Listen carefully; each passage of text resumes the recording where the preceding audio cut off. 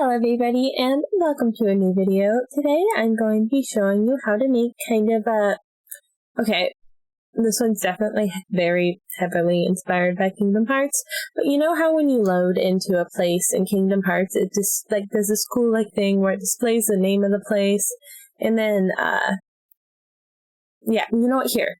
Editor me, put a clip of what I'm talking about here so even people who don't play Kingdom Hearts know what I'm talking about.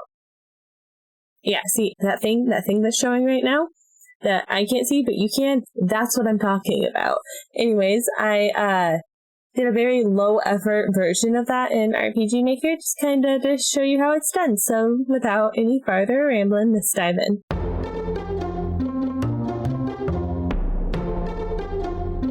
Alright, so as always, let's see how it looks first.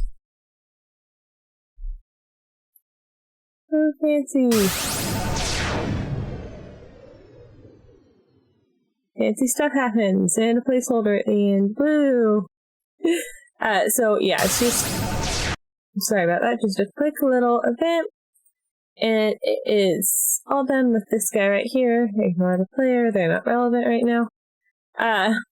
So this is done using a thing I didn't know about until I attempted to do... Well, I knew, and I knew this feature existed, I just never really messed around with it before, but I used Rotate Picture, which is an option, right here. Under the second tab, under Picture, Rotate Picture, right here. It is something that I have stared at and been like, well, okay, what is even the point of this? What am I ever going to use this for? And I just wasn't thinking creatively. So here I just have a very low effort, kind of looks like a sword image, and I did quick settings and lined it up where I wanted there. So if you didn't know you could do that, once you select your image, it'll show you your screen size, and you can choose exactly where on the screen you want that image to appear. Then I waited a certain amount of time for the rotate to finish. I literally had to keep going into game in order to get this timing down. I would go into game, play it, and then I had a text box that would appear after this words while I was testing it. So I knew when that text box appeared that I didn't wait long enough or it waited too long. But I would have to do that. And then I have it stop rotating by setting it to 0. Then I flash the screen. And then I show the second image, which is the text you saw pop up. Ignore my messy handwriting. I did that with a mouse. So I guess it wasn't handwriting, it was mouse writing. But anyways, then I did another quick setting with that. Also, when you have multiple things showing before this, if you you saw when I did, here I can go back to it. When I showed this one, you didn't see the Shadow Village, you just saw the sword.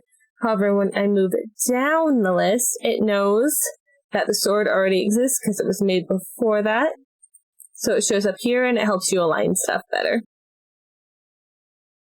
And then I did the balls of light appearing. And then I did move picture, which is same spot, second tab. Here, move picture. And I used easing. Alright, set constant speed. Then I just had it move off screen. So I literally took the image and I dragged it all the way over here so that it would move off the screen. And then I erased picture 1 and 2 and faded out the screen.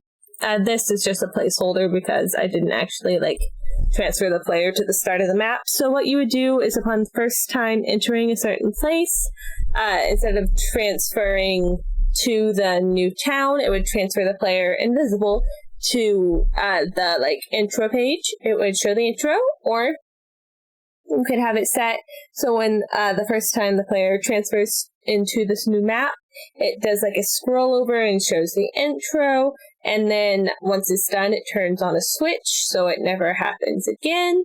Or you could have it so when the player leaves the map, the switch turns off.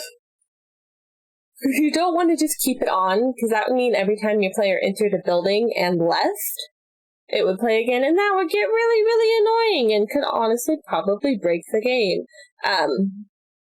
So be aware that if you do this, do this over the actual map, you're going to want to set the player invisible and transfer them to the middle of the map so it doesn't affect anything when you're showing pictures and all of that.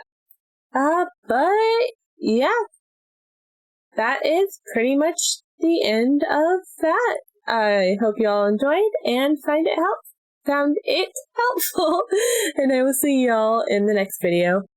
Bye!